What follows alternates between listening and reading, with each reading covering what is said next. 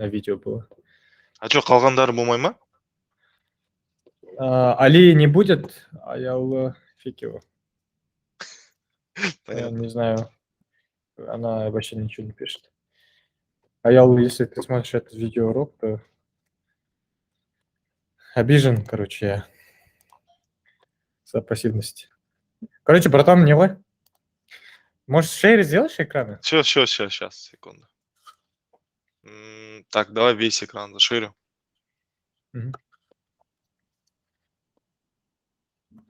Короче, я Брун еще Волга нет, GitHub, я им пользовался, получается. Я создал там репозиторий. Репозиторий назвал, произвольно, public node.js. Типа. Вот. И я так понял, что мне просто надо было скопировать вот этот HTTPS код, который здесь есть. Дальше зайти в папку, да, в десктопе у меня есть папка. Вот здесь, оно длинное было название. Я думал, может, из-за пробел не получается, но здесь назвал Node.js. Здесь мне находятся папки типа Day 1, Day 2, Day 3, Day 4, короче. Все, код тарм получается. И вот здесь я, получается, вот desktop ACRD, и когда вот хочу, допустим, cd Node.js, да, сделать. Ну, у тебя же по-другому называется, братан. У тебя с главных букв, с большой. То есть, типа так? Да. Не-не-не. У тебя потом маленькие буквы все, кроме первой. Прикольно. Название. То есть там все имеет, да, значение, типа. Ой. Конечно, братан, это же... Прикольно. Подожди, его нету, говорит. Не, подожди, он же не нашел, да? Все равно. Это точно в десктопе находится? Можешь Enter нажать еще раз? Куда именно? Не, открой папку. Папку, вот.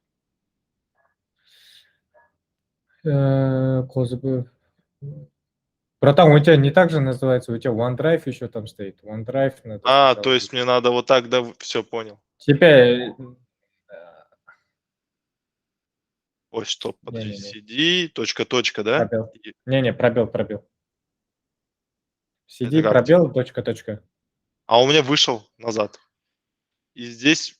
Да? Окей. Да, и получается... Теперь так... OneDrive, да? Вот этот пол. Не, подожди. Возьми вот этот путь, тупо его полностью скопируй. Полностью. Ну, можешь вот так, ладно, давай. Ема. Мощно. То есть там все имеет значение. Да, и теперь, получается, я сюда ввожу вот это git, типа, да? Блин, как это? Git, clone, и ввожу вот эту ссылку, правильно понимаю? Нет. Что ты хочешь сделать, можешь сказать? Я хочу, у меня Node.js, вот репозиторий бар, я хочу туда залить свой код. Вот этот код, который у тебя уже есть, ты хочешь, наоборот, на GitHub закинуть, да? Да. Вот смотри, как это делается. Нажми, открой command line обратно. Хорошо. Напиши git статус. Git пробел статус. Git пробел. Через вот этот долларовый знак, да? Не надо доллар, братан. Не надо доллар. Обычный git статус, да? Вот смотри, это он тебе что говорит? Братан, ты хотел узнать статус твоего репозитория, да? Но это не репозиторий, короче. Тебе что надо сделать? Тебе надо сделать git init. Получается, сейчас не пиши, открой ту страницу, где у тебя репо было. Вот смотри, ты уже какой-то код, получается, здесь залил, да? Нет, я просто с readme создал, типа. Да, readme. Но этого не надо было делать, по идее, потому что ты уже какой-то, получается, взял и сделал... Можешь Давай вот новый сделай, пустой. Получается, мы сейчас делаем, заливаем код Амана на его новый репозиторий, а его код это просто как он, типа, домашки делает и так далее. Public. Create Salemail. Create repository. Да. Да. А, вот это, Вот я, теперь блин, ее смотри. ищу везде, Да, получается. и ты, получается, просто берешь, тут написано create new repository on the command line, и ты, получается, просто берешь, так, что Git делать? init, git add readme, да, или что там, git. Ты просто берешь, копируешь вот это, то, что снизу, Push an existing repos from the command line, да? да-да-да, да-да-да. Прикольно. Вон справа есть кнопка копи, справа. Полностью, типа, Все, копировать? просто нажимаешь, все. Теперь выходим назад на этот command line. Ты Мгм. тут напиши git init, то есть мы создаем репозиторий. То есть внутри папки теперь мы будем трекать, да, изменения source control, короче.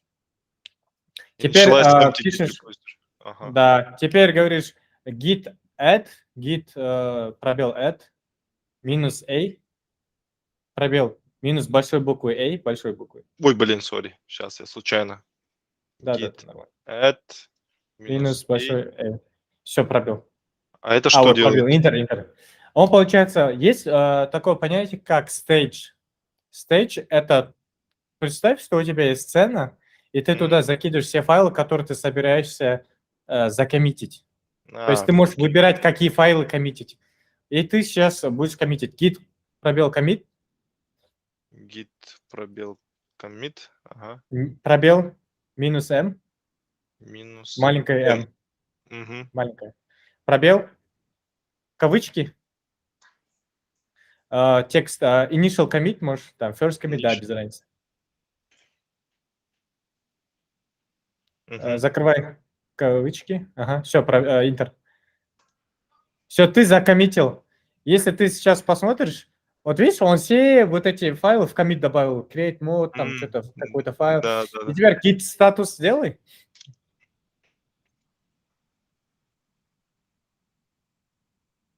Видишь, On branch он master.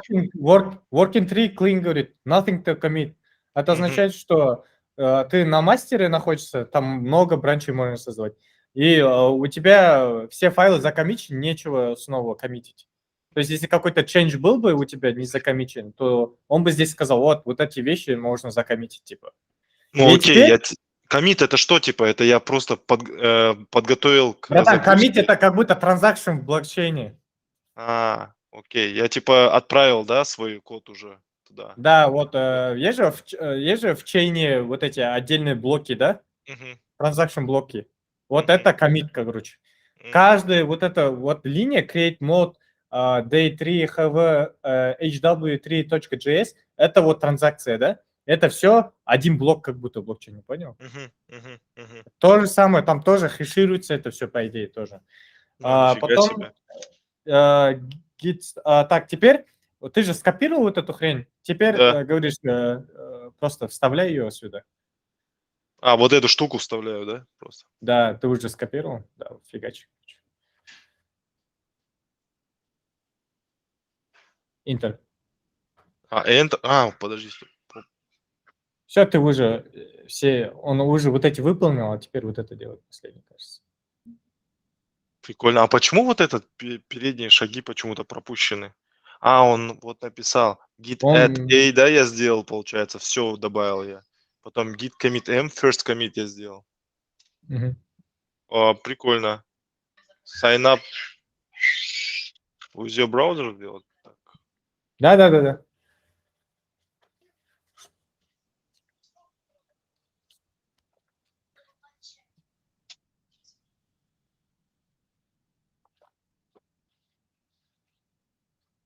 Что-то warning фигачит. Authorize.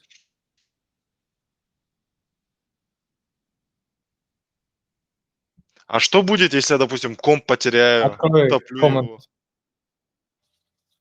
Если ты не запушил это, Мгм. то они потеряются, вот эти изменения. Надо пуш, чтобы они на GitHub хранились. Все, теперь открывай свой этот репо, который ты создал. Вот видишь, ты пуш сделал, именно пуш сделал последний команд. Вот не обновляй страницу, пока не обновляй. Смотри, git remote add, первая строка, да? Ты говоришь заливать на этот репо, короче, который на GitHub находится. Мгм. Мгм. Потом git branch минус m main, ты говоришь, что твой главный бренч называется main. Мгм. Потом git push you origin main. Ты говоришь, то, что в main находится, пушай, короче, на этот, заливай, короче, изменения. То есть обнови на GitHub последние изменения, чтобы он взял у меня все последние изменения, короче. Давай теперь refresh. О, да ты чё? Теперь смотри, давай что-нибудь поменяем у тебя в репо, чтобы попробовать еще раз Давай, давай. запустить, покоммитить.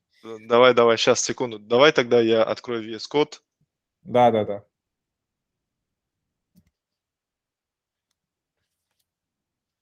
Сейчас, секунду.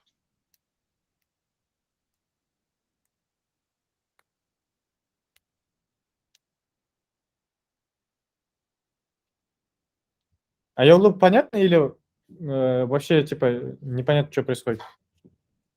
Потом можем тоже как-нибудь с вами сделать это. Ну, как я поняла, GitHub заливаете код, да?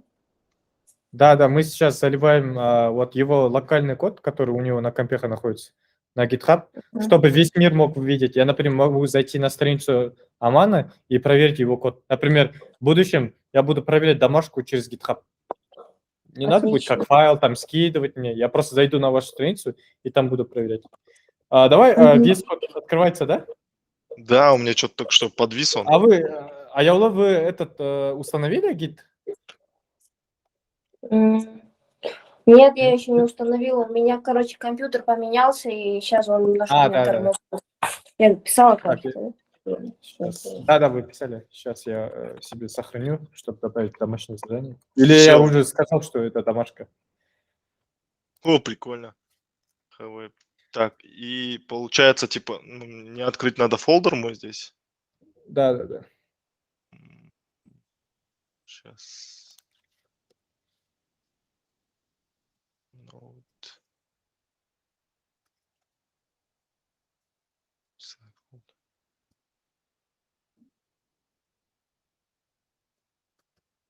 Так, это походу unsaved changes. Мне нужно сохранить там? Save. Не, забей, пофиг. Сейв делай. Это то, что ты что-то менял там, она. Ты же Мгм. до этого открывал, что-то кодил, походу. Да, я что-то доделал. Теперь слева вот открой вот это, вот, как на дерево, которое похоже, слева, видишь? Мгм. Так, сейчас он сканит. Не, открой, все. Он сканит, пытается найти. Ты открыл вот эту папку Node.js, да, которая называется? Да. Все. Вот смотри, видишь, changes, null state, он говорит, не вижу никаких изменений. Это как будто вот nothing to commit было же, вот как будто то же самое. Но сейчас он все еще думает, он проверяет. Вот все, нету никаких, проверка закончена. Теперь сохраняй вот этот HV1, ты что-то изменил, да? Нет, сейчас вот добавить хочу там, допустим. Не, как раз давай так сделаем. Создай day, какого у нас, 5 сегодня? Day 5, да, например? Мгм. Как раз внутри VS кода создай там day 5. Их не HV, а lesson 1, да, типа, не, index.js, индекс 1 А я JS. просто типа практика, я делаю P1 типа практика, ну чтобы когда я раню, получается, код, чтобы было проще, получается, меньше писать, грубо говоря. Практика Все, 1. пофиг. Да, пофиг, давай, без разницы. Да. И, Все, теперь здесь напиши const. окей, сейчас, секунду. Const. Мгм. Потом obj Ага. равняется, фигурная скобка открывается, Мгм. интер сразу. Enter. Ага. Нажимай, да. Type, Мгм. двоеточие. Сейчас, секунду. Не, Type, двоеточие. Мгм. Кавычки. Кавычки просто. Ага. Да. Не, это скобки, братан. Кавычки для текста. Кавычки для текста. Все, я понял. Да. Ага. Small. Мгм. Все, закрывается. Запятая после кавычек. Ага. Все, теперь индекс. Мгм. Двоеточие. 1. 1, да? Просто 1, Все. без ничего. Да, все. Сохраняй этот файл. Точка, запятая нужна? Не-не-не-не. Можешь запятую оставить или без ничего. Все, Всё, сохранил. Да, сохраняй это. Так, это тоже сохраню и закрою. Так, Мгм. Теперь вот это дерево, да? Source control называется. Добавляй вот это через плюсик. так, плюс. Это что делает этот плюс, типа? Вот на stage добавил, видел? Stage changes. Все, я его Добавляй закинул в stage, окей. Да. Все, Теперь он ты видит. намереваешься его закоммитить, получается. А вот HV1 нету на стейдже. Это означает, что ты не хочешь это коммитить. То есть на GitHub не собираешься закидывать, грубо говоря. Прикольно. Так, теперь можешь здесь написать текст сверху. Вот message state, видишь, этот, где можно Мгм. писать. Мгм. Вот, например, P1 там что-нибудь напиши. То есть название коммита. М, Не, надо, не надо. В месседже коммита надо писать описание изменений. То есть, например, created p1.js, например, да? мгм. Все, коммит. Так, commit. Все, видишь? Только то, что на стейдже был, только они ушли. Только то, что у нас stage, это, короче, промежуточная история, которая вот готова, да, уйти наверх, ну, типа Да, GitHub, получается. Как только да, его да, да. коммичу, он все уже синхронизируется с GitHub. Ну, Нет, на GitHub, пока да? нет. Нет, пока нет. Они только зафиксируются у тебя локально. Если ты напишешь push, то тогда он на GitHub пойдет. То Открой есть, command line. сейчас, секундочку. Блин, где он? У меня? Терминал можешь открыть просто. Он снизу Вот он, стоит. да. Ctrl плюс, да. Ага. Теперь git push, короче. Git push. Все? Да, Enter. Почему-то всегда пробел хочу сказать, когда Enter. Собираюсь сказать. Может, у тебя такая защита, да? В голове стоит. Да. Что, лишний раз не это, да? Enter не нажимать. Да. Да. Так, давай это проверим, GitHub. Получается, Мгм. мы запушили, по идее. Так. Day 5. Да? Блин, вообще Всё. офигительно. Dayfile открываешь, и там P1 будет стоять, а HW1 нету там изменений, которые ты там делал. Не знаю, Да. в какой папке это было. А где вот это, что я писал, I created file, там, то все, это мне нужно в Вот, P1 братан, провалить? created P1.js, вон справа стоит. Вот это, да, стоит. Да. И получается, каждый коммит, он что, сюда будет добавляться или будет изменяться? Или что? Я не пойму. Каждый Именно в коммит ты коммите. можешь увидеть. Зайди в назад сделай, где все папки были.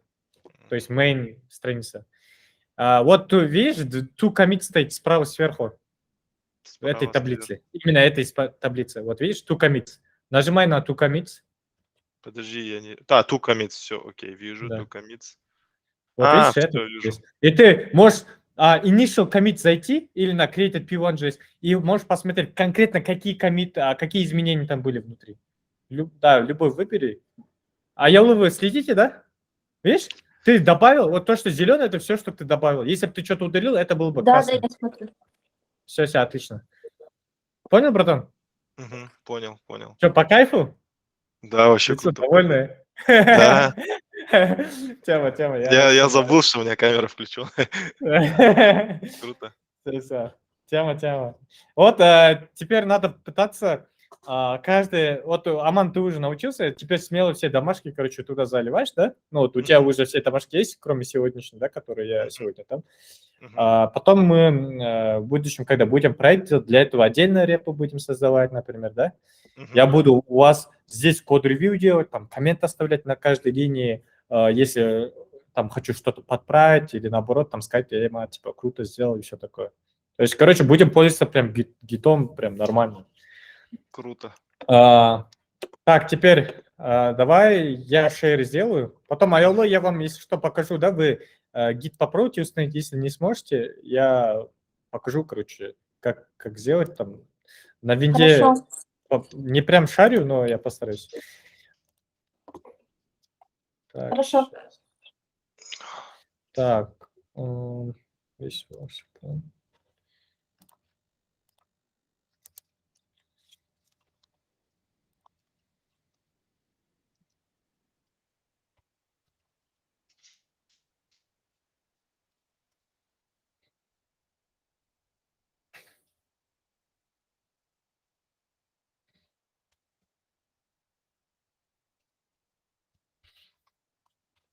Так, lesson. Ой, нет.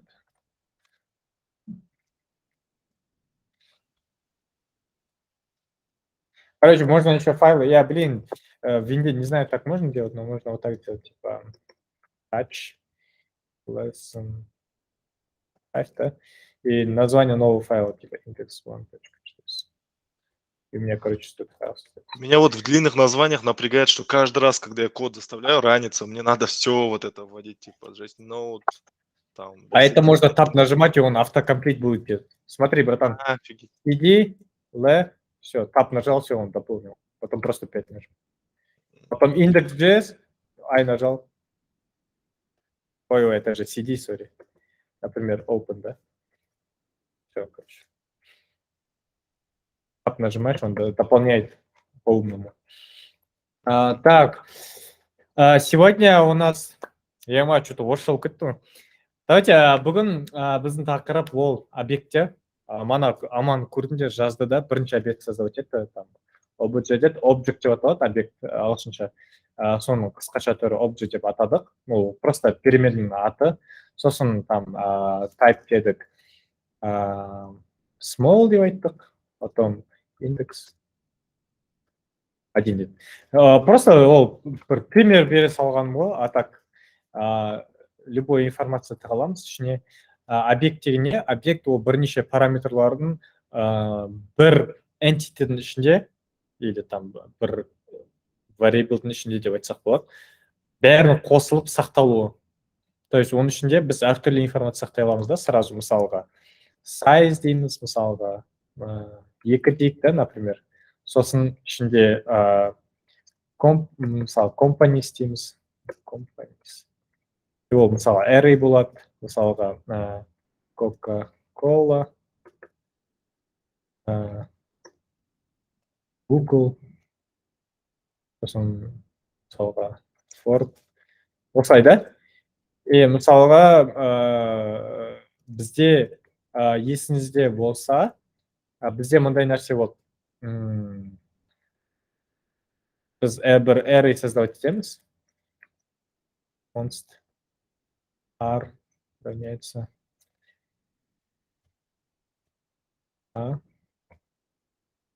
дейміз. Sol.log R деген кезде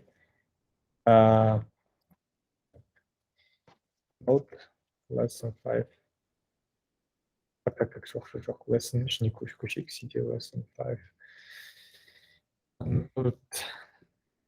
Индекс. АБ деп шығарды да, бірақ біз біткен кезде r.length деген кезде 2 деді да. Біз осыған ұқсас бірнеше жасай аламыз да, біз біте аламыз.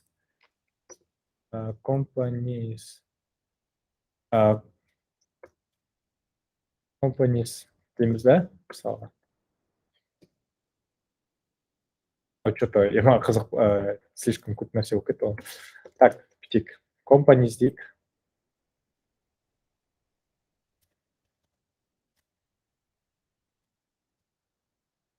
Аны data дейік. Қояйық. Мынаны аламыз да. Length дейміз да, короче. 3 сат тұр ғой. Object всегда const бола ма? Или можно? Пофиг. Просто array сияқты ғой. Array'ді const десең, онда бүйтіп жасай алмайсың, мысалы r тен болады деп жасай алмайсың ғой. Сол сияқты companies тен деп жасай алмайсың, анау const болса ше. Бірақ let болса жасай аласың. Дәл сол array сияқты. Енді біз бүйтіп жасай аламыз да, зато. Console.log. Мысалы, companies ішінде қандай нелер, компаниялар сақталған деп десек, мысалы, companies data дейміз. companies. Оның ішіне нешеу десе, companies.length дейміз да, мысалға. Мгм. Типа осы сияқты жаңағы array.length бар ғой, типа осы сияқты жұмыс жасайды, түсіндіңдер ма? Но он под капотом делает это, поняли? Прикольно. Не, 3 деді, а мынаны осы датаны қайтады. То есть мы можем вот так через точку обращаться к этим, да? Получается, сразу. Поняли? Мгм. Вот біз мына мысалы объектті алатын болсақ, онда obj.index десек, онда бірді қайтарады. Міне, бір деп тұр. До этого момента понятно? Мгм. Айола? Да, понятно. И синтаксис, получается, как То есть обычно, я changes могу, the times. могу не Да-да-да. вводить, короче, типа индекс, как в array, я просто могу название из объекта брать, и он мне будет выдавать то, что мне нужно, да? Так. Ну, ты же Еще раз, вводишь, еще раз. типа, companies.length, он берет по названию именно length, находит и отдает Да. внутри. Да. Типа, если дата, он тебе дает Coca-Cola, Google Ford. Ну, прикольно. Да. То есть тебе в голове не надо хранить там данные. Да, Да. это более структурировано, чем в array, получается. Да. Это, получается, называется key, то есть ключ. Length, data — это keys. Это values, значение.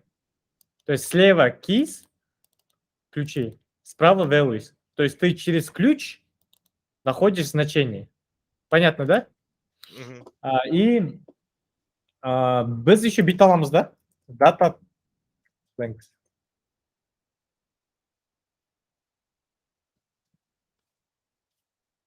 То есть үшті қайтар. Ол мына үшті қайтарған жоқ. Ол осы array бар ғой, соны arraylардың, барлық arraylардың length деген несі бар ғой, осындай шақыратыны бар ғой, соны қолданды. Түсіндіңдер ма? Мгм. Как будто, например, скажем, data, чем болады? Осылай деді, да? И біз как будто былай жасадық. Хорошо?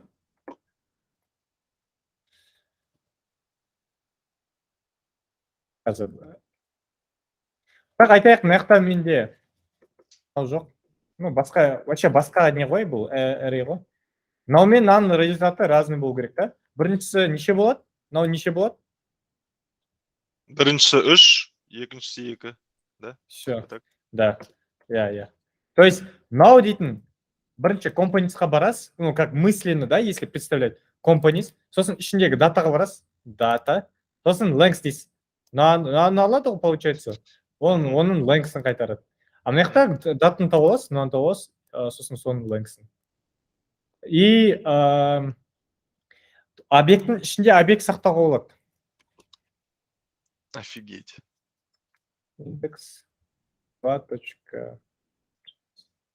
Так, объект начни объект. Давайте const complex object. Complex object — это сложный объект деген. Ой, не понял, написал. Complex. Ну, я сам придумал тупо название, без разницы. Мысалға, A деген бар. Давайте бүйтейік. Number 1. String 2. Array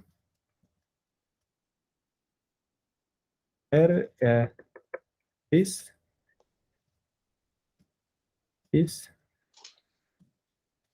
array. Soсын object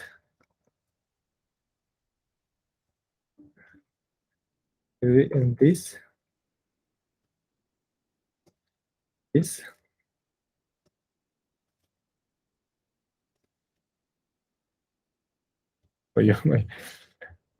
object.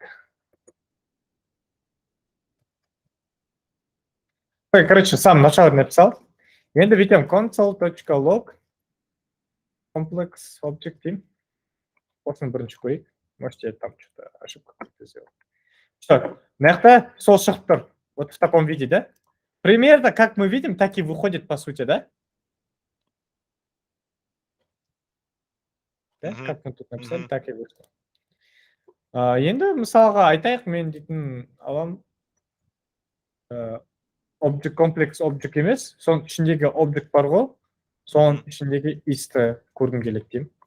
Я вот так делаю. Вот мне мынаны көрсетіп отыр. Ол мынаны көрсетіп отқан жоқ. Сол key'дің value'сын көрсетіп отыр да мынау. Осыны көрсетеді.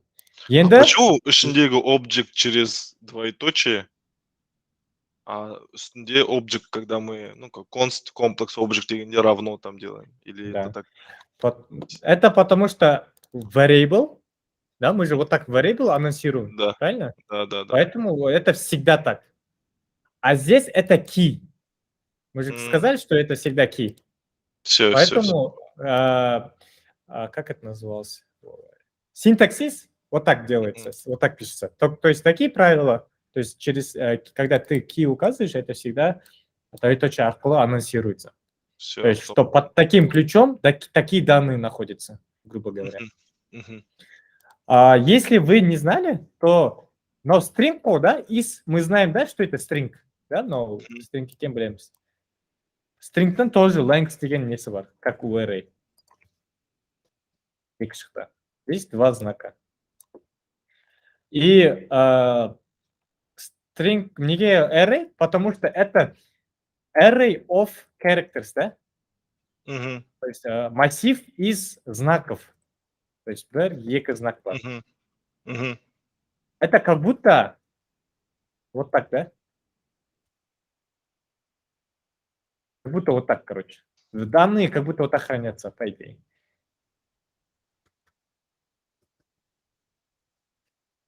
Из-за этого у него тоже length есть. Так, это комплекс object. То есть объект внутри объекта можно спокойно хранить.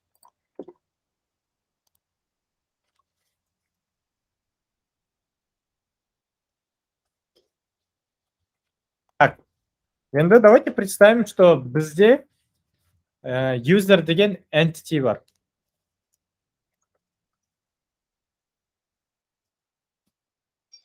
Entity деген object па сонда? Entity деген сущность қой. Ол даже, обычно имеется в виду объект, обычно. Но это может быть даже число, там, array, все что угодно. Түсінікті. То есть какие-то данные, да, которые находятся под одним адресом. Это, например, в этом случае это user.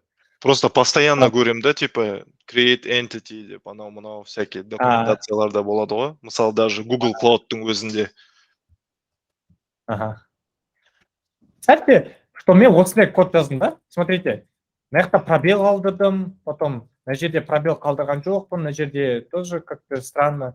И мына жақта мысалы давайте айтайық, name Адам.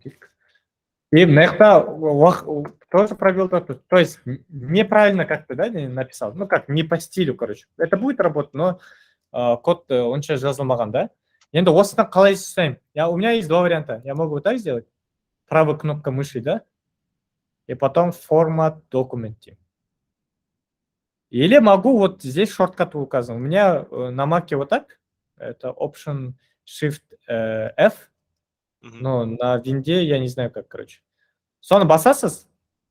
И вот уже форматировать теперь. Вот лишние пробелы убрал. В начале тоже, вот видите, пробелов уже нету. Для этого надо было выделять, да? Что-то не заметил. Нет, не надо. Выделять не надо. Просто весь документ форматирует. Прикольно. Можно, типа, капец некрасиво написать, а потом взять и вот так исправить, типа. И он автоматически все приведет в нужный вид, да? Да. Именно вот этот файл. Так, теперь name Adam. Давайте name Demik. First name Demik. Last name Smith, да? Видите, я, например, здесь вот такие, да, уже оставил кавычки. Мен қазір Option Shift F7 уже он поменял на стилистику. Так, occupation. Lawyer. Блин, кстати, lawyer, кажется, вот так пишется. Юрист какой-то. Потом age 35. Потом что? И вот так. Пока что вот так сделал. Теперь давайте битеміз. Оған атын user демейміз, оның атын Адам дейміз, да, пока. Вот. У него есть такая информация. Но у Адама есть жена. Const, мысалға, женское имя. Мысалы, Дженнифер. Алдында что-то бізде не болған еді ғой, қазақша қолданайық деп. Так. Берік, короче. Адам. Берік. Берік. Сосын Смит не Рушан, болды? давайте. Болат қой, Смит. Болат, Смит. Джордан деп қой. Болат па? Болат дей бер. Болат. Раушан Берік деп қояйық. Болат. Сосын фамилия? Берік дей сал. Болат Берік. Беріков. Так. Сосын мынау не? Раушан, да? Да. Так, и точно так же. First name. Раушан. Last name. Получается, жена болғанда кейін логично Берік деуге. Occupation. Ол мысалға болсын. Ол давай software engineer болсын. Нифига себе у него. Әйелі мощный екен. Age мысалға бұл капец андай не жақсы алған екен да, ол 25 болсын. Соңында өтір болу керек па обязательно? Жоқ, это стилистика моя. Окей, өтір болмаса, ештеңе там error болмай ма кодтың? Соңында болмаса нормально. Но мына жерде обязательно болу керек. Но ең соңғысында не обязательно. То есть именно здесь точка запятая емес, да, можем, получается, как Жоқ, точка запятая вот после объекта ставится. Понял. Внутри объекта точки запятой нет. Енді я хочу, чтобы console.log болатын данные қараған кезде, мысалға, мен мысалға бір софт жазып отырмын, да? Вот я вижу всех моих сотрудников, например, да? Я такой нехороший бастық, который еще хочет видеть и жен, и мужей моих сотрудников, да? Но на меня работает только Булат, да, мой юрист. Но я хочу увидеть, кто его жена, там, через Егов, там, и так далее. Ну, и когда я сейчас собираюсь проверить, да, вот индекс 2, да, 3. Я вижу только его данные, да, Булат Берік, юрист, вот, жасауыц бесте. Но я хочу, чтобы увидеть, что высветилась жена тоже. Как это сделать? Wife демейді, қанандай не бар еді олай? Spouse. Раушан. Объекттік жерін. Ой.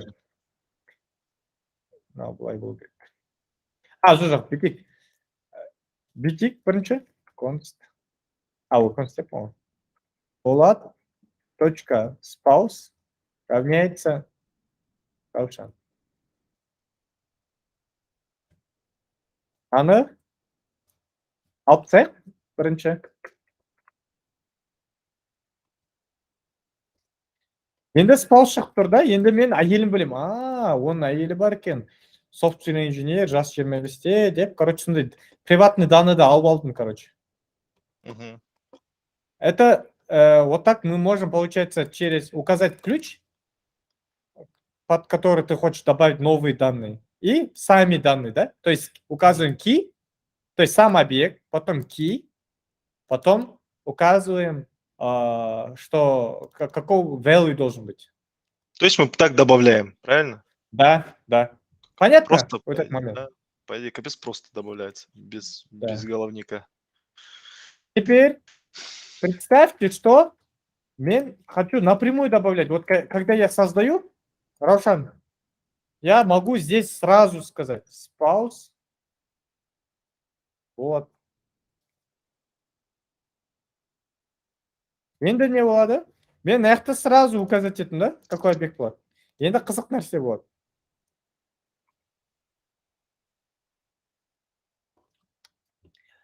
First name болады.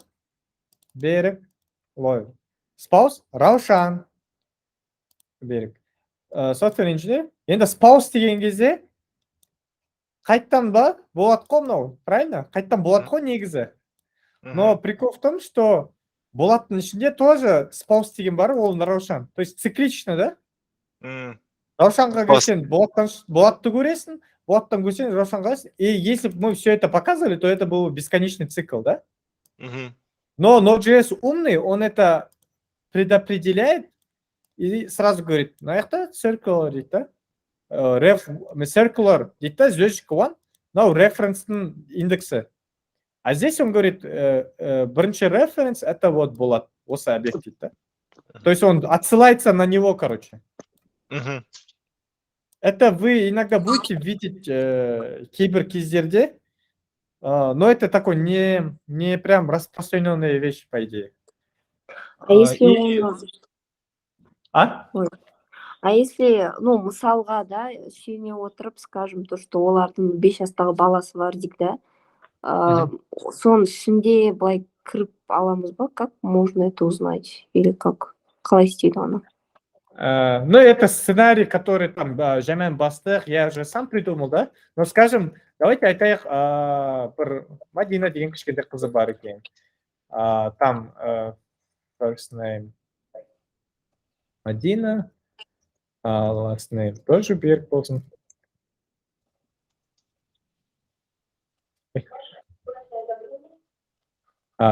Occupation undefined. Null дейміз. Кстати, осыны түсініп кеткен как раз. Age, 5, spouse.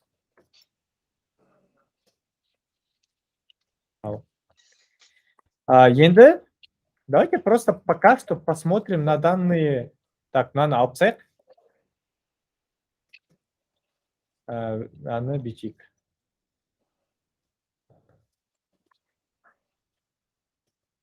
Ой, надо было оставить по идее еще.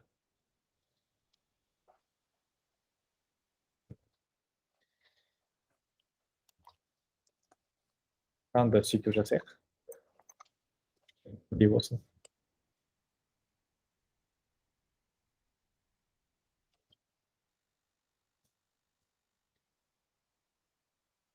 Болсын, добро.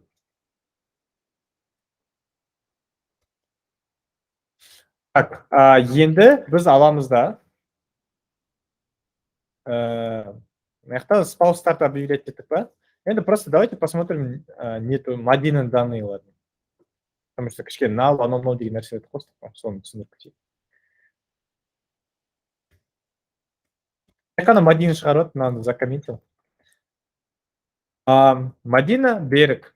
Occupation null, spouse null. Почему? Потому что бізде occupation деген жоқ, ол жұмыс жасамайды ғой. И он әлі үйленбеген кішкентай, да? Null деген это отсутствует информация деген сөз ғой. Мы так сделали, чтобы вот эта информация отсутствует. Null деп қойды. Мысалға, егер біз білмесек, атын, например, да, или фамилиясын, да, онда тоже оны null қылар едік, к примеру. Вот так, это такой тип данных, короче, null деген. И ол часто қолданылатын нәрсе. Очень похож на undefined. Мы могли тоже вот так сделать, типа undefined. Но я такой прикол еще покажу. Я если occupation полностью здесь уберу, да? Здесь нету, да, уже occupation. Но если я так сделаю, Madina.occupation. Это же, по идее, этого, да? Этих данных. Но мы почему-то мы собираемся это проверять, но хотя нету. All undefined code. То есть тех данных, которых нету по системе, они undefined. Но и когда у нас есть intention, что эти данные как будто бы должны быть, но у нас сейчас по факту нету, да? Как в доступе нету, например, да, и так далее. Или еще нам никто не дали эти, но эти данные, но они должны были быть, например, optional fields, да, когда мы форму дополняем, Google Forms, да, например. Там, например, если мы ничего не заполним, там null может быть используется в самой программе. Мы просто как пользователи не видим, но у них это используется, скорее всего, null, когда они возвращают этот ответ на сервер. Например, они спросили, какой ваш возраст? Но этот вопрос не обязателен к ответу десе, и вы, например, не заполнили. Его Google Form страницасы сайты өздерінің серверларына жібереді сол данныйларды. И, скорее всего, age деген жерде там null стоит будет, потому что вы не заполнили вообще. Понятно? Но когда мы собираемся взять в коде доступ к данным, которых не существует, неважно, это там вы по ошибке сделали или специально, то система определяет им значение undefined. Но если вы дали уже null сами, то это null будет, как обычно. Вот, null дипторинта. Видите? Потому что здесь указал occupation.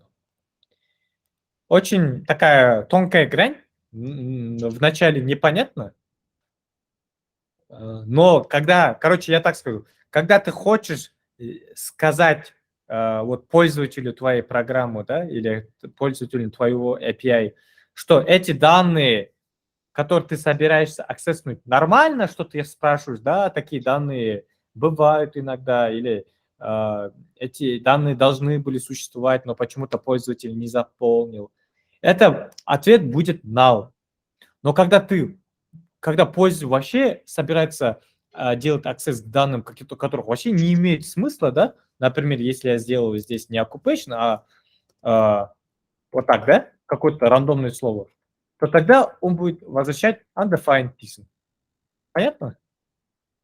То есть это будет давать знать пользователю нашего кода, что ты собираешься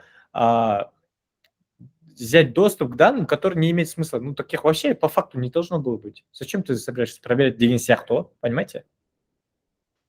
Да. Так, теперь первый вопрос, да, был насчет детей. Что будем делать? Ну, так как детей могут быть несколько, а вот spouse один, да, только может быть, но детей может быть там 3, 2, 4 и так далее. Поэтому мы лучше сделаем вот так. Болат. Const children, то есть дети, Мадина, Болат.children. Давайте добавим, по сути, это spouse деген.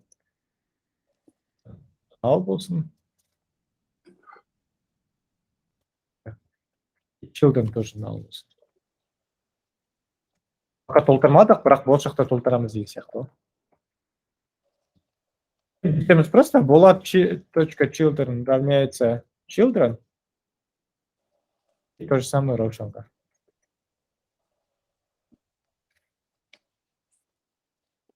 Почему я сделал здесь вот так, да? Это получается, я создал array, в котором находится только Мадина. Массив только с одним элементом. Потому что мы знаем, что children должен быть типа array.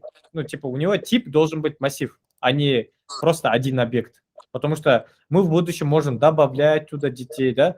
Алла сақтасын, қайтыс болса, там убирать деген сияқты. Понимаете логику? Из-за этого у него тип будет массив. Если теперь посмотрим данные Болата, то здесь уже children ішінде Мадина тұр. Болаттың данныйларында. Раушан данныйларында тоже мынау тұр.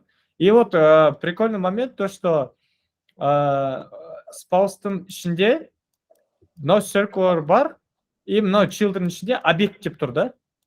То есть key children, и у него value какой-то array, но внутри array есть какой-то один объектик, да, короче? Но я не знаю, типа, он почему-то не показал, да? Как посмотреть? То есть я хочу, например, видеть. То есть в чем прикол? Почему это так сделано? Потому что слишком глубокие данные он не хочет показывать, да? То есть нахта уже бардак болып кетеді, да? там нова ашылады, сосын мадинаны тұрады, қиын болады да көру. Это получается кидің ішіндегі уже keylарды көрсетеді да. Очень глубокие данные, да? Nested дейді ғой. Как мне посмотреть эти данные?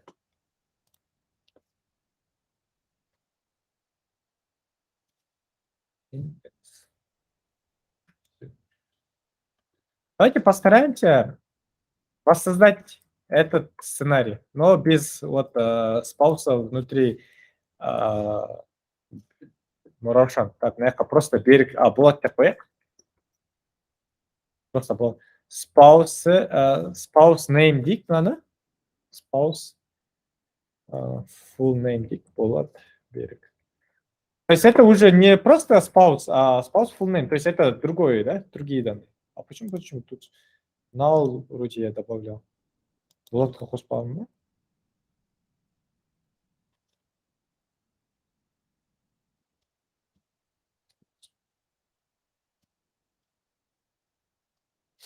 Так, spouse full name и наверное тоже можем то же самое сделать, по идее.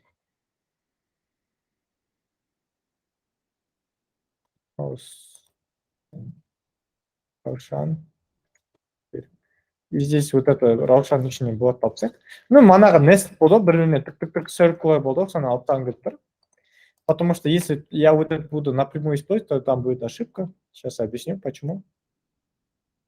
Енді біз Булат шығарған кезде не болып жатыр? Ой, индекс 4 же. Әлі мынау болып тұр да, children'ды біз көрмей тұрық. Бірақ жаңағы spouse full name'ді көріп жатырық, мы просто stringқа ауыстыра салдық. И spouse, Болаттың спаусы Раушан болып тұр манағыдай. Енді мынаны көрсете алмай жатыр. Но я хочу это видеть. Как это сделать? Я говорю, json.stringify Болат деймін.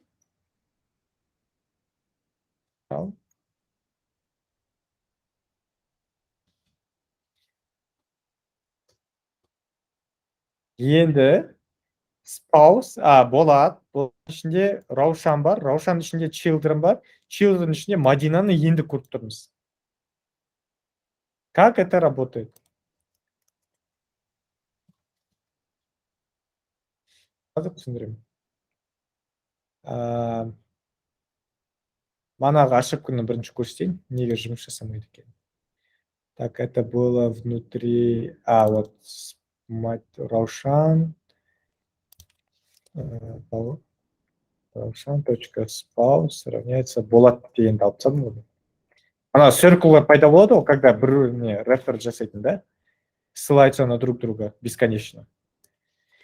Вот, на жерде осы JSON stringify'ды сондай бесконечно ссылаться етеді ғой, сол кезде қолдана алмайсың. Хорошо?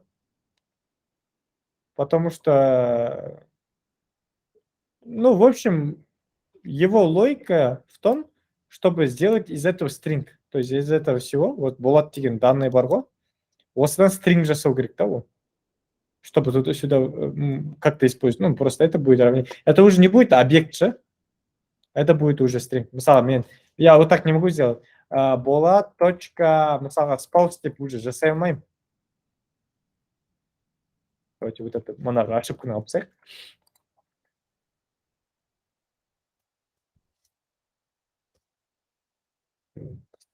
Remove this spouse key value to pass JSON.define. Пасть алмаймын spouse деп сразу, потому что это не Болат уже, это просто string. Видите, undefined. Понимаете, да? Но я могу сделать length. Почему? Потому что это string. 659 знаков на яхта. На шару. Енді, что вот это и вот это? Это, то есть вот этот JSON string просто из этого объекта делает string. А что такое так, null? Это вам знать не нужно, просто всегда в null используйте. Это просто маппинг, короче, там он keys может менять, аномнал, сондай просто сложный моменттерге ғана керек, вам вообще это не нужно, по идее. Екі деген это просто количество пробелов. Вот я же, например, когда вот коджу, да, я 2 пробела оставляю, но некоторые, например, 4 пробела оставляют. Стилистика, да? Но от этого не будет зависеть, например, если я сюда 4 поставил, стрингта по-любому екі бола береді. Вообще Теперь у қарамайды меня вопрос, а что выдает сейчас команд prompt, когда вот мы сейчас зараним? Console log JSON stringify, да? Да. Не берет казыр. Вот так. А, просто мы можем мынаны копировать где-то, код степ нетуге, да? Алло, или что? Не понял вопрос. Ну, не үшін керек бізге осы Смотри, stringify. если ты не будешь это использовать, ты не можешь его использовать как стринг. Если убрать вот это,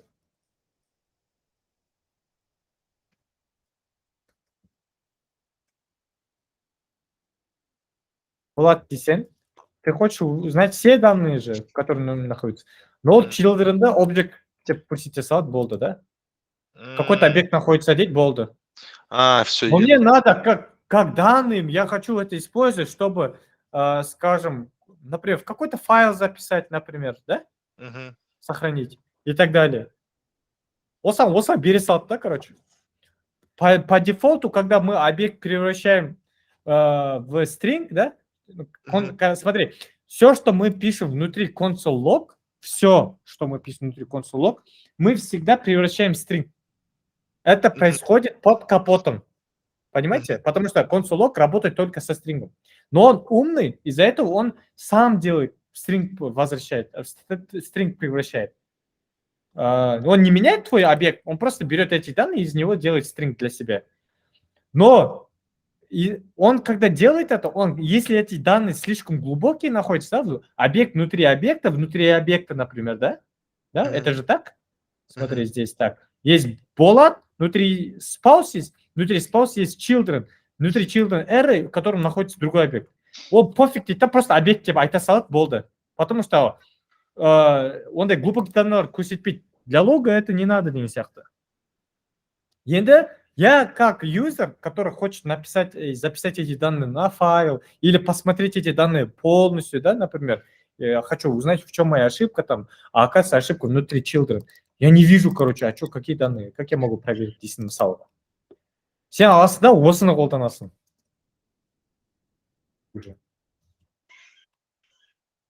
И они уже как стринг. Видишь, даже вот они все белые, видишь? Да. Потому что это стринг. А мына жақта вот объект болған үшін он знает, что слева key, а справа value. Value надо другим цветом, потому что так более читабельно деген сияқты. А вот это из-за того, что он просто стринг, у него нету понятия в стринге, что key, value внутри находится или еще что-то. А просто текст, который можно там с Word, например, тупо взять, например, да? Типа такого. Енді 2 деген это просто количество пробелов. Мен мысалы оны 6-ға өзгертейік, мысалға, прикол. Видите, больше пробелов он оставляет каждый раз. Вот здесь. Вот эти пробелы 6 штук должно быть, по сути. Раз, два, 3, 4, 5, 6. Да, вроде 6. Да, значит, вот это вот количество. Но я использую 2 всегда. Это не так важно, по идее. Вот, сол. Так, вопросы есть?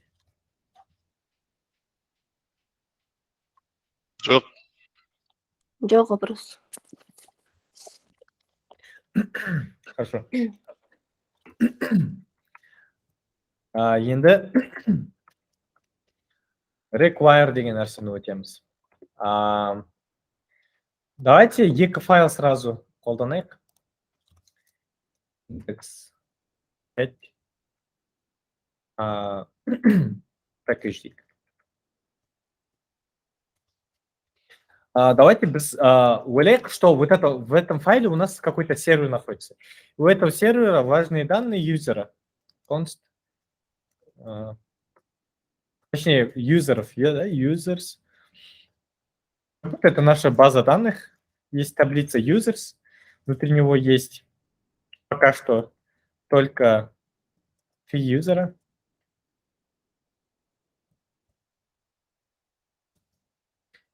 Есть ID-шки, ID 1, потом name есть. Давайте просто email. Email. Так, first mail.com.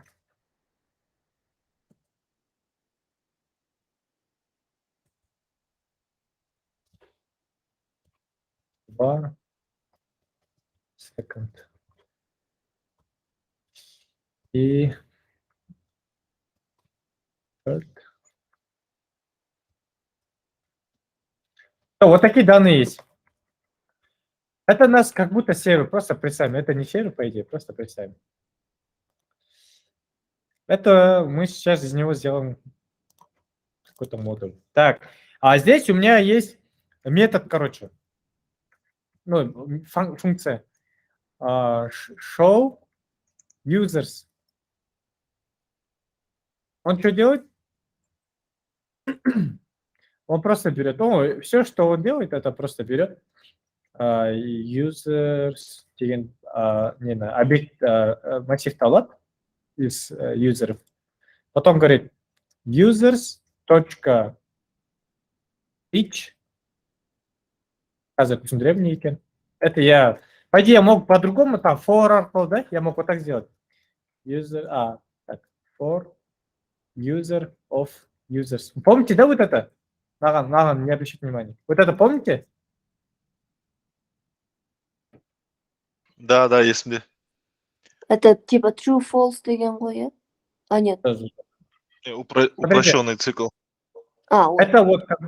Это вот как будто бы вот так, смотрите. Это то же самое, что вот это let I равняется нулю, I меньше users.length, I плюс равен 1.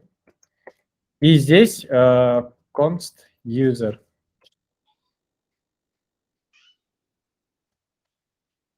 Const user равняется users. Вот дәл осыған тең. И здесь консоль еще лог надо добавить, чтобы үстіндегі мен прям идеально бірдей болу үшін. Понимаете? Просто сокращенный вид. Маған ай керек емес болса, например, если мне не нужен, по идее, индекс, я просто хочу все по юзерам пробегаться, да, в этом array, в этом массиве, по каждому по одному разу пройтись. Ну, я сразу осыны қолдана бере аламын, да. Но если, когда мне нужен индекс еще почему-то, то тогда я должен вот этот метод использовать. Но так как я знаю, что мне он не нужен, я из-за этого вот так сразу написал. Это понятен, да? Так, ну,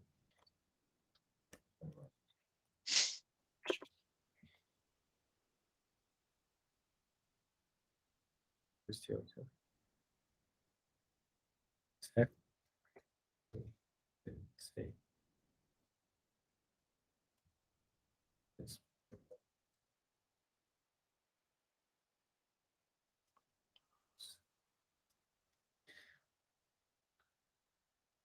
Бәрін комментарийға тығам, чтобы для референса у вас был.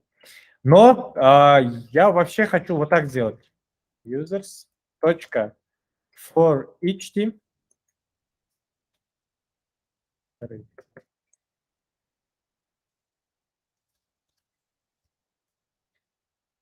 Сразу несколько концептов вам буду сейчас объяснять. Users.for each console. Ладно, на жерде хотя бы просто console log'ымызды қолданайық. Console log user one. Енді давайте быстро, короче, проверим, что он делает. Так, show users.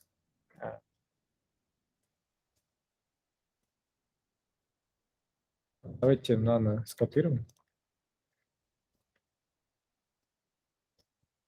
То есть сейчас вообще программа ничего не будет, да, делать, если вот так будет стоять? Мгм. 5.js. Вот видите, ничего нету. То есть мы функцию из-за того, что не позвали из-за этого. Ну, давайте юзеров добавим. И show users, users teams. Почему ничего не делала? Потому что мы не вызывали функцию. Енді біз мынаны қостық, даныларды қостық, енді бір нәрсе істеу керек. Не істеді ол? ID-шкалармен бәрін бұтық-тұқ бәрін шығарып шықты. Ожидаемо? Правильно, да? Ожидаемо. Почему? Потому что мы вот юзерлар осындай данныйларды сақтады. Сосын нам функцияға юзердарды жіберді. Значит, мы вот эту функцию вызвали с этими данными, получается, да? Users теперь наған тең, да, қазір? Мгм. Енді біз мына жаққа келеміз. Users.forEach дегенді қолданылу үшін users обязательно array болу керек. Запомните это. То есть мен любой arrayмен, мына жақта мысалға 1, 2, 3 деп .forEach мысалға name деймін. Console.log. Ну, users object қой. Жоқ, user array, братан. Именно user? Users это array. Видишь? Все. Я вам показываю, что на любом array это работает. 1, 2, 3 деген array создавать еттім. 1, 2, 3 шықты.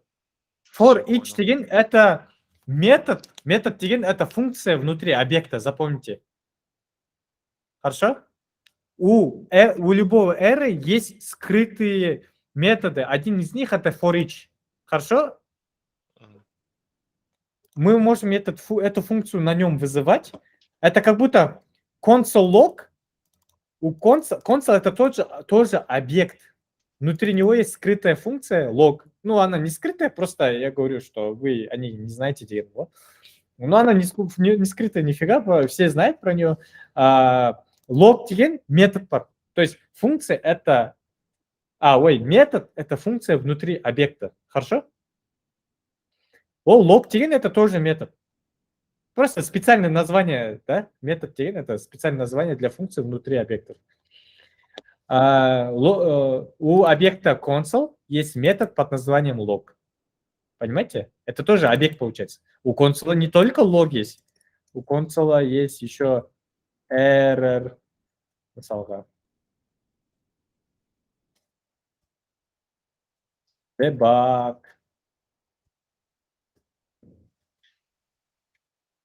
Console.assert. Видите, да? Ну, короче, дофига их. Мы используем log пока что. У каждого свое предназначение. И сол сияқты на любой array ішінде for each деген метод бар тоже. Что он принимает, да? Каждая функция что-то принимает, да? Некоторые не принимают ничего, и так работает. Но если она что-то принимает, то она это внутри использует как-то. For each что принимает? Вы наводите мышку, здесь выходит информация. Смотрите, array, но number, потому что мы внутри использовали числа. Это документация этого метода. Просто мышку наводите, и выходит документация. Что она принимает? Вот она до сюда то, что принимает, написал. А здесь мынадай арқылы равняется и больше деген знакпен показывает, что она возвращает. Да? Нет, вот это. Двоеточие и void. То есть она ничего не возвращает. То есть return деген нәрсе жоқ ішінде. Понимаете, да? Return арқылы мы же что-то возвращаем в функции. Это описание этого метода. Но что она принимает? Она принимает вот это вот все. Вот до этого момента. А что это такое? Callback function. Вот здесь написано. Callback function. A function that accepts up to 3 arguments for each calls the callback function one time for each element in the array. То есть она просто вам все рассказала, по сути. То есть это хорошая документация, по идее. И ол айтады да, каждый элементті осы callback functionды шақырады дейді да, по одному. Оның форматы қандай болу керек? Біріншісі value болу керек. Ол callback function'да. Екіншісі индекс болу керек. Үшіншісі array'дің өзі болу керек дейді. Ол ештеңе қайтармау керек дейді. Сосын келесі параметр функцияда Ештеңе қайтармау керек, return болмау керек бұл жерде, или что именно? Return болады, бірақ return undefined болады. То есть можно же вот так делать, типа, внутри функции. Помните, чтобы пораньше закончить функцию, мы можем вот так делать. Помните, да? Break. Return, ну да. Вот, можно так сделать. Это то же самое будет. То есть это тоже будет личный хайтермол. Void, когда функция ничего не возвращает, это void. Здесь arg деген, знаете, вот сұрақ белгісі тұр. Это означает optional. Не обязательно. Ты можешь базарнет это отправить, но можешь не отправлять. И так будет все хорошо работать, да? Енді this arg деген типа, но any дейді, да? Любой нәрсе жіберсең де болады дейді, да? И что это означает? Здесь argтың енді описаниесін оқиды, не болу керек екен. An object to which this keyword can refer in the callback function if this arg is omitted, undefined is used as this value. JavaScript'ta this деген нәрсе бар. Ол сіздерге пока керек емес. Можете забить. То есть біз екінші аргументке this arg дегенге можем полностью забить. Можете проигнорить это. Callback function'ды мен мне жібердім. Видите, это называется лямбда функции. Когда у функция безымянна. Біз когда функцию обычно создаем, мы говорим function, потом show users, название, да, видите, стоит. Потом то, что хотим передать, и потом body. А это безымянная функция. Мы просто сразу указываем, что мы туда хотим передать, и сразу body. Но через вот эту вот равняется больше. Ну, типа стрелка. Через стрелку. Да, фига вопросов, я понимаю, потому что очень много вещей сейчас я объясняю. Но просто поймите, что мы сейчас в этот метод передаем какую-то другую функцию, которая будет использована этим методом внутри. Но как использована? Она просто будет вызывать на каждый элемент, вот видите, да, вот этот элемент, эту функцию. А нам деген, сол каждый элементтің несі, да, соны қолдану үшін. Мысалы, чтобы я мог вот так сделать, например. Например, нам равняется нам, давайте, плюс равен 100 дик, например. Енді дәл соны қайта қолдансам. Уже 1, 2, 3 емес, мына 100-ны қосқандықтан уже 101, 102, 103 деп қолданып отыр. То есть мы напрямую используем вот эти числа, получается. Ну, я вот это хотел вам показать, потому что мы эти числа используем. Нам деген, то есть, no, да? Это как будто бы, на жерде біз const user of users дедік қой, и console of user дедік қой. То есть мы же user, да, используем внутри users тут. Правильно? Это просто один элемент внутри этого массива было, да? Да, и сол сияқты no, короче. Понятно?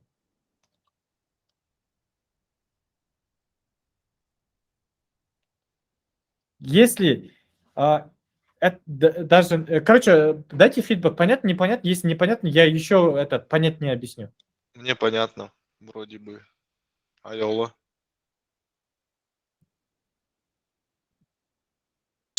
Честно, немножко зашатс кетті. Хорошо. Очень Вот это... Хорошо, я понимаю, что очень быстро пошло. Вот это все игнорируем, хорошо? Ну да, То, что комментарий деп тұр, да. Да, внутри функции, то, что мы находимся, тоже игнорируйте. Это можно тоже вот здесь даже написать. Давайте здесь просто напишем. Давайте вот это show users. Нам ничего не нужно. Users, вот это вообще все игнорируем. Нам нужно, мы сейчас только вот это рассмотрим. Вот это, сколько тут? 4 строки кода. Давайте жерезику. Ой, я нечаянно этот знак. Вот. Что происходит?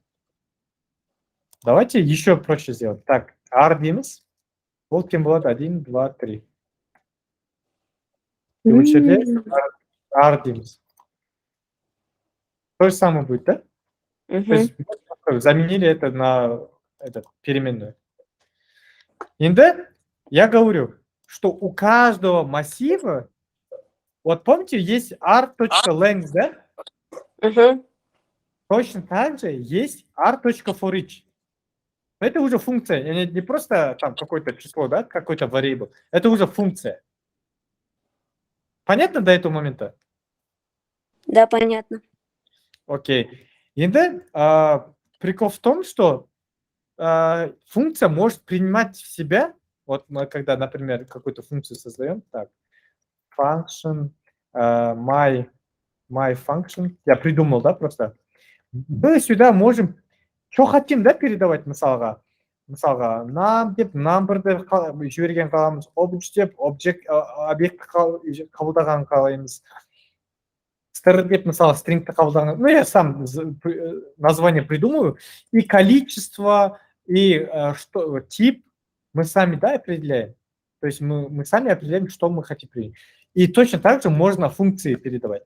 Ну, я просто назвал fun, например. И я собираюсь там, это использовать, например, if нам typeof деген мессенджер көрсеттім бе, көрсеткен жоқ па, не знаю. Давайте console.log typeof нам 8.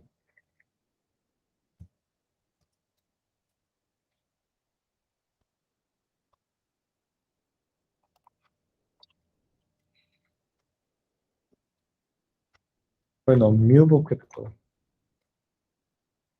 Точно так же здесь можно сразу выбрать, видите, здесь myFunction деп тұр. Мне қазір сол cook болып таңдалып тұр. Если я enter нажму, он сразу дополнит. Ну, не знаю, может, не знаю. Я бір дедім мысалға. Остальные пофиг, я не хочу передавать. Ну, скипаю их. Могу передать, могу не передавать.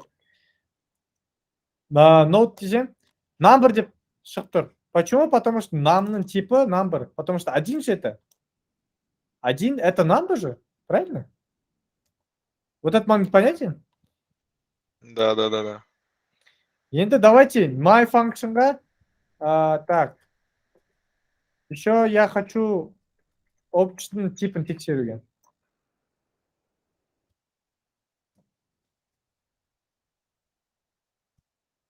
Так, всем шатас кетеміз қазір. Name. Ха-ха.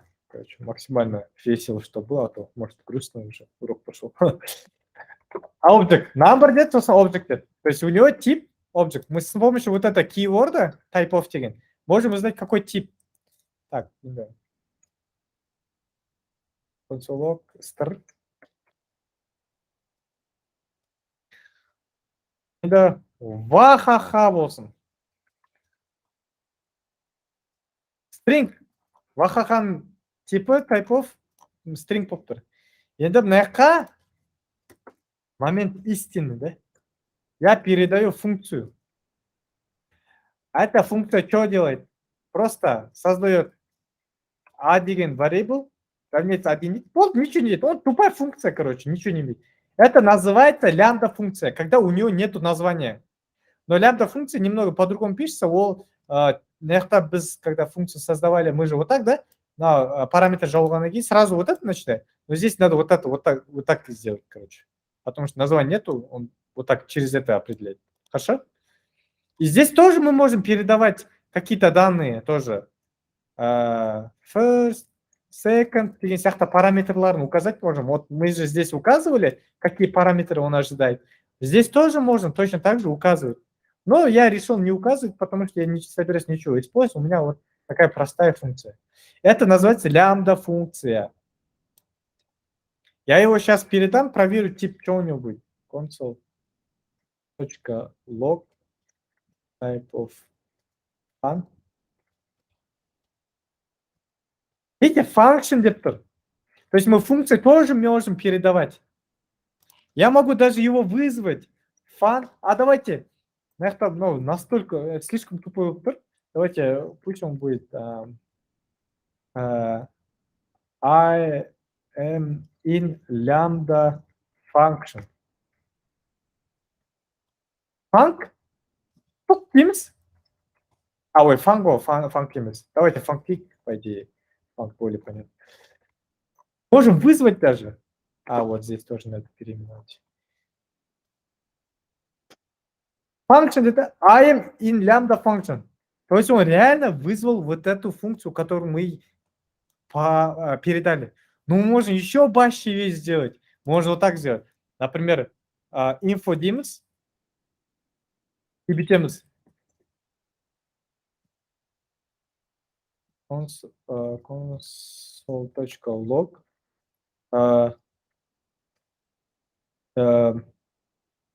asset info is info. Понимаете, да? Ну, вот это вы знаете уже. Я здесь беру, например, сейчас, если вот так вызову test info is undefined же, потому что ничего не передал. Правильно? Из-за этого он это говорит undefined. Но я могу передать. Я могу сказать info secret, так понимаем, Test info is secret. То есть он реально может использовать вот эта лямбда функция, которую мы сюда передали, он может его использовать, еще мы, когда его будем использовать, мы можем туда передать какие-то параметры. Понятно вот этот момент? Да.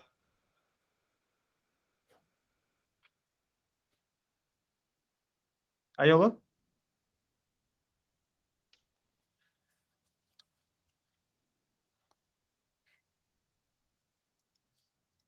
Что? Айола?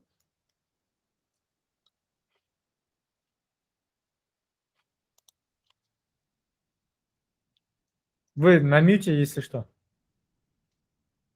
Ой, извините, я немножко отходила.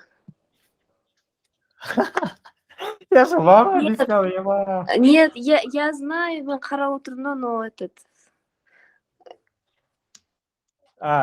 Окей. Вы слышали, да, короче, все, что я объяснил? в принципе, я поняла. Но просто аяқ жағына мне нужно было отойти, там, Окей, ладно. семейные дела. Хорошо. Так, смотрите, окей, я это уже объяснил. Теперь, так, давайте пятик. Но булек бронился. Көпіп кеткен жоқ Или па, файл. Алихан? Сейчас, все, я этот. Да, следующий. что-то басылып кетті. Индекс. Я просто разогнался, так понятно. Complicated. Ладно. Все, я успокоили меня. Мне просто, я думал, интересно было, вот мы же сделали сервер, а мы можем с помощью одного файла читать данные из другого файла? Или нам Вот, я библиотеку это надо? собирался. Я это собирался использовать. Вот это было бы интересно вообще жестко. Давайте интрига на завтра. Ой, Всё, ладно, на давай. среду. На пятницу уже. На пятницу уже, получается. Не... Сегодня же среда. Хорошо? Я вам дам задание тогда. Пока что 6-й файл не буду коммитить.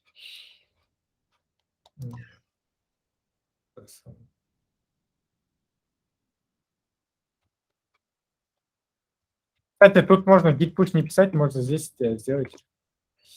Как это? Push вот. Все, пушнул. Здесь лоудинг идет. Сейчас он здесь все, push. Нет, не надо. Все? Так, сейчас GitHub быстро проверю.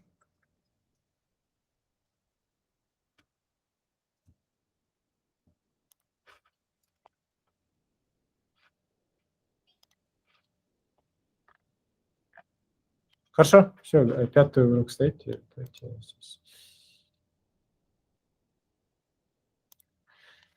Так, домашки дам, запись отправлю. Вопросы есть? Нету. Нет. Хорошо. Надеюсь, все понятно было. Мы, короче, немного у нас такой момент был, да, когда мы медленно проходили. Сейчас мы будем ускоряться, потому что такие сложные концепты пойдут. И я хочу, чтобы мы быстро дошли до того момента, когда мы будем делать проекты. Я хочу, чтобы вы научились делать проекты самостоятельно. Поэтому гид установить обязательно. Это вот домашка. GitHub аккаунт обязательно, тоже домашка. Потом дам задание по этой теме, которую мы только что проходили. Вот эта функция, которую мы передаем, вот помните, лямбда называлась, да? Мгм. Когда мы его передаем в другую функцию, это называется callback. То есть эта функция callback называется. Вот дам задание по callback, по объектам. И следующий урок уже А у меня вопрос. Интересно. Вот, М. алло. Да. Вот с айтыңызға проект жасаймыз деп, ол проектті как портфолио қылып жинап, сосын жұмысқа қолдануға болады ма? Конечно. Ну, Резюмеге. Nice. Сол ғой негізі цель, чтобы мы вышли с чем-то, да, с этого курса. А проект у Сол, нас это будет Telegram-бот, да? Будет Telegram-бот, если мы успеем прям быстро, капец, будем двигаться, то еще сервер попробуем сделать. Но если Telegram-бот просто сделаем, это уже будет капец классно. По идее, когда мы курс начали, я уже не помню. Неделю назад. Да, Мы уже где-то- сервак садим поднять. Через 2 Короче, недели Пентагон взломаем, короче. Короче, 2 недели назад начали, да, мы, по идее, если будем вот так в таком темпе двигаться, то можем много чего сделать. Давайте поэтому не расслабляйтесь, домашки делайте, уроки старайтесь понимать, если не понимаете, всегда спрашивайте вопросы, потому что от этого зависит прогресс всей группы, понимаете? Вас 3 человека, вы тормозите других, если вы не учитесь. Поэтому, пожалуйста, уделяйте время. Если вопрос, всегда задавайте вопросы, почему в группе капец тишина. Хотя домашки вы не сразу сделали. Надо было спрашивать, я не сделал, как вот это надо делать там. В чате общайтесь, вы одна группа, между собой надо общаться. Вот, например, Аман, ты немного уже впереди, да, все домашки сделал. А Айолу вы сделали все домашки, кстати?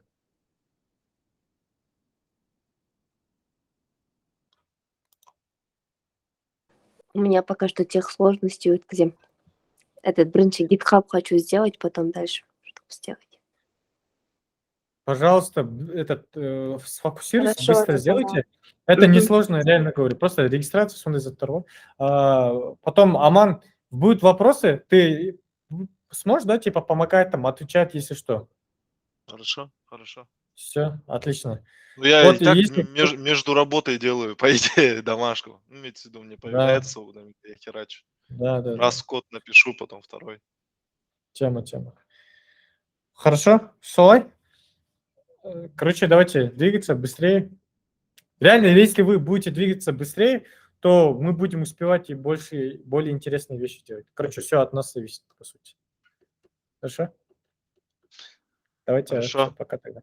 А запись приостановить можно? Вопрос у меня был, по идее. Как? Вопрос у меня Остановите? был. Да. Сейчас остановлю.